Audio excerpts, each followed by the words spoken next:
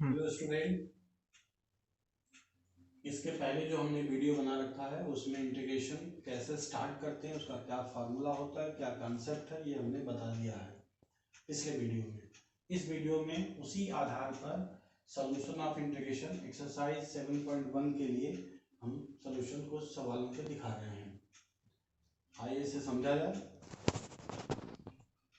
Integration का एक और नाम है एंटी डेरिवेटिव, यानी एंटी डेरिवेटिव अगर लिखा हुआ है एंटी डेरिवेटिव तो इसका मतलब हुआ मींस इंटीग्रेशन।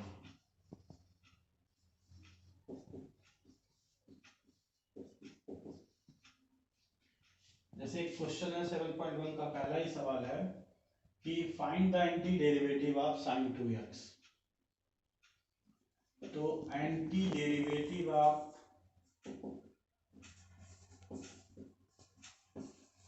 sin 2x, इसका मतलब ये हुआ कि इंटीग्रेशन ऑफ sin 2x निकालना है। बहुत ही सिंपल तरीका है। सबसे पहले ये सोचो बच्चों कि sin 2x का sin 2x किसका डिफरेंशियल है। तो हम डिफरेंशियल पढ़ चुके हैं, इसलिए हम जानते हैं कि ddx of cos 2x is equal to minus sine 2x होता है और 2x का 2 होता है।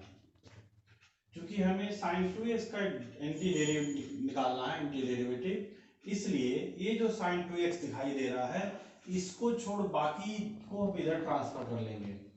इसका मतलब ये हुआ कि हमने इसको लेफ्ट में लिखा minus sine 2x into 2 is equal to d d x of cos 2x, और साइन 2x को इधर छोड़ देंगे और इस दोनों को इधर ट्रांसफर करेंगे तो होगा माइनस 1/2 cos 2x। ये साइन 2x का ये आ गया। अब वास्तव में anti derivative of sine 2x जो होता है यही आंसर हो जाएगा हमारा। यानी हम ये लिखेंगे आंसर में कि anti derivative of sine 2x is equal to minus half cos 2x, ये इसका आंसर हो जाएगा। इसी तरह से एक क्वेश्चन और देखते हैं।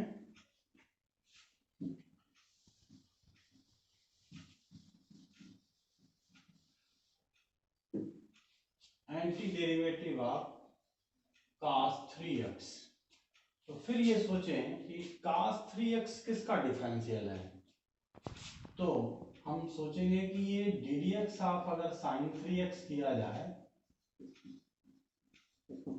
तो ये होगा cos 3x into 3।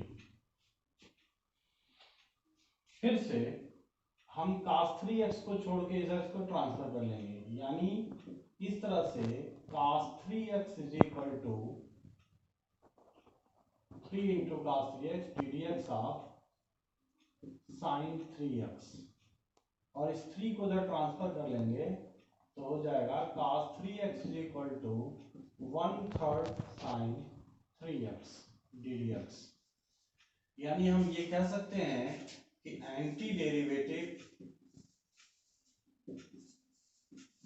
Derivative of cos 3x is equal to 1/3 sin 3x। This is your answer. अब हम कुछ और सवालों को देखते हैं 7.1 के। इसे मिटाते हैं बच्चों।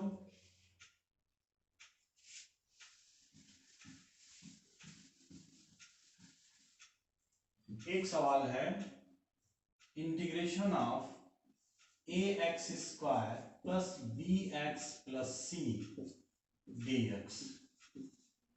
अलजेब्रा ऑफ इंटीग्रेशन में हम जानते हैं कि ये इंटीग्रेशन हर जगह डिस्ट्रीब्यूट हो सकता है, इसलिए हम लोग इसको ऐसे डिस्ट्रीब्यूट कर लेंगे ax square dx plus integration of bx dx plus integration of c dx। इस a को बाहर कर लेंगे तो ये हो जाएगा इंटीग्रेशन ऑफ dx b को यहाँ बाहर कर लेंगे तो x dx और c को बाहर कर लेंगे तो केवल dx होगा। हमारे पास फॉर्मूला है कि integration of x to the power n dx is equal to x to the power n plus 1 upon n plus 1 plus constant of c। तो अब उस फॉर्मूले के आधार पर इसको हम आसानी से लिख सकते हैं a into x to the power 3 upon 3 plus b x square upon 2 plus c और 1 का x होगा प्लस कांस्टेंट ऑफ c1। ये इसका आंसर हो जाएगा। कुछ और सवाल देखते हैं, कुछ ट्रिग्नोमेट्री बेस्ड सवाल देख लेते हैं। एक सवाल,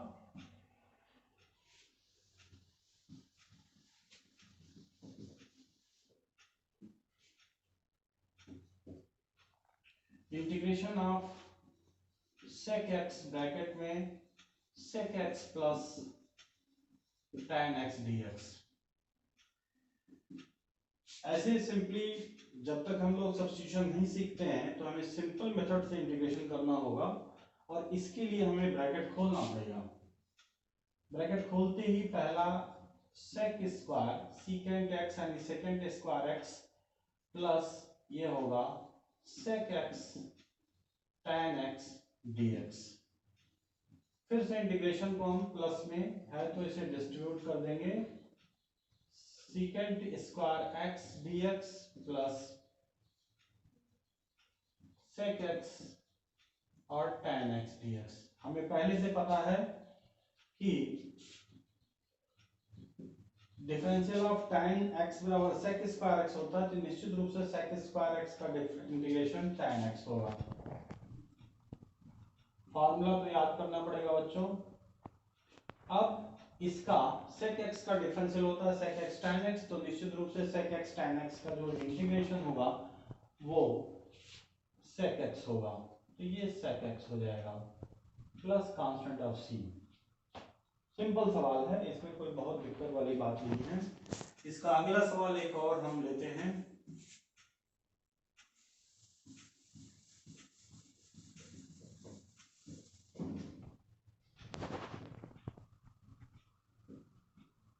sec square x upon cosec square x dx।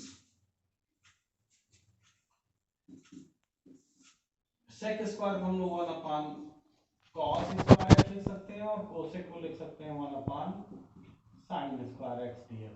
अगले स्टेप में ये हो जाएगा sin square x upon cos square x dx और इसको हम लोग लिख सकते हैं tan स्क्वायर x dx, क्योंकि हमें पता है कि 1 प्लस tan स्क्वायर बराबर sec स्क्वायर x होता है।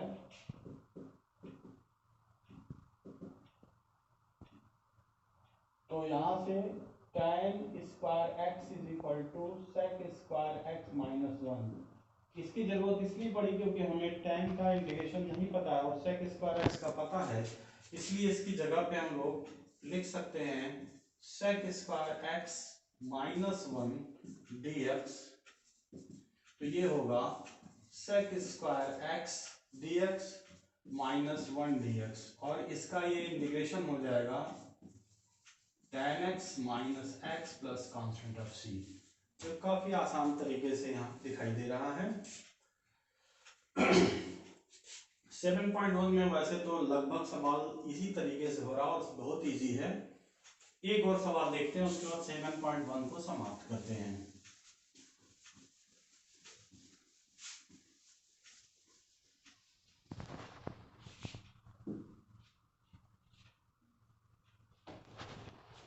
सेवन पॉइंट वन का 22 जो काफी इंपॉर्टेंट सवाल है, 22वां सवाल। If fx is equal to 4x cube minus 3 upon x power 4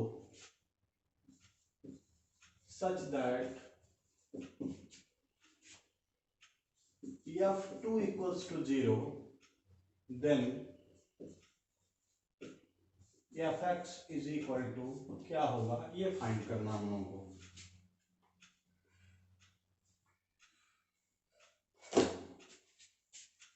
यहाँ पे ddx लिखा हुआ है, ये ddx लिखा है, इसका मतलब कि इसका इंटीग्रेशन करना तय है।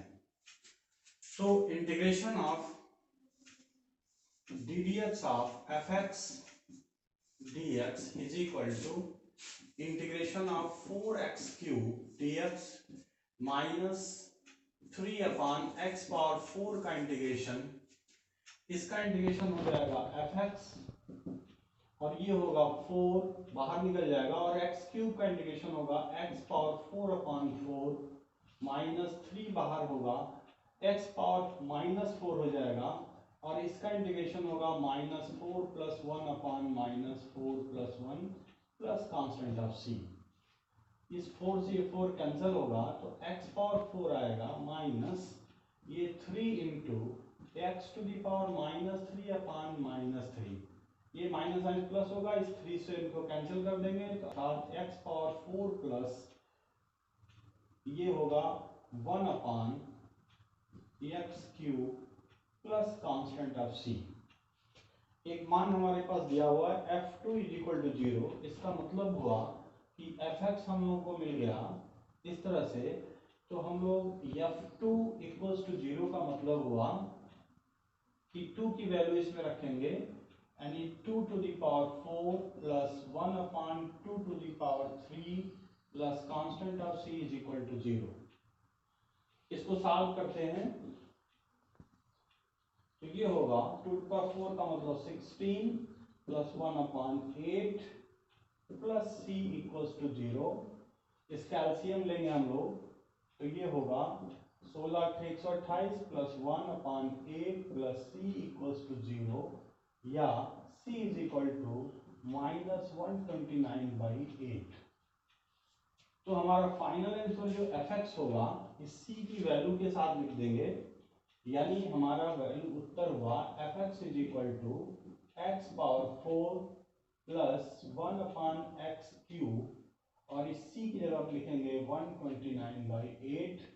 ये हमारा आंसर हो जाएगा, और यही पहला आंसर है इसमें, जो क्वेश्चन नंबर 22 का पहला ऑप्शन सही है। आज के लिए इतना ही, दैट्स इट्स। और अगले दिन 7.2 के लिए जो कॉन्सेप्ट है वो देंगे और 7.2 को लगाने का प्रयास करेंगे। Thank you.